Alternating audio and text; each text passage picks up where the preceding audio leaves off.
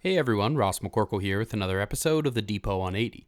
The initial 53-man roster has been announced as all NFL teams were required to cut down to 53 from 90 by 4 p.m. Eastern Time on Tuesday. The Steelers' initial 53 contained some mild surprises, which I will get to shortly, but a pair of trades occurred in the days and hours leading up to the initial 53. Leverage can be tricky in these situations as other teams can simply wait and see who becomes available at cutdowns, but if a team wants a priority shot at a player before they are free to negotiate with all 32 teams, it can be worth it.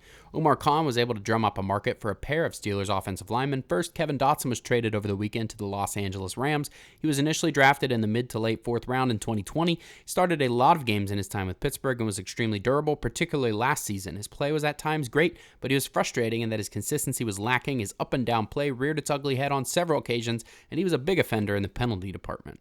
The writing was more or less on the wall for him when Isaac Seumalo and Nate Herbig were signed as guards in the offseason. Seumalo the starter and Herbig the primary backup. So this is a win for both Dotson and the Steelers. Dotson will presumably have a chance to start or at least have a role right away for the Rams, while the Steelers fetch some decent value in return the next two drafts. The Steelers and the Rams are swapping their 2024 4th and 5th rounders and their 2025 5th and 6th rounders.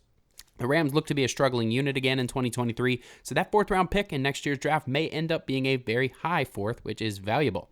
If you add up the draft value, according to those draft value charts, the Steelers essentially got a 4th rounder in return for Dotson and likely a higher 4th rounder than they spent on him in the first place. He more or less appreciated in value for the Steelers, and they sold high. Kind of difficult to do given he is nearing the end of team control on his rookie contract, and he also had a proven performance escalator that made his salary cap number a bit higher for the receiving team. Well done, Omar Khan.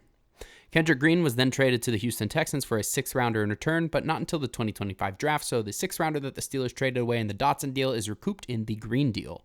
The main surprises from the 53-man roster include Trey Norwood, Zach Gentry, and Braden Fehoko being cut. The team also opted to keep both punters, Braden Mann and Presley Harvin III, so we can probably expect some more draft picks come in exchange for one of them.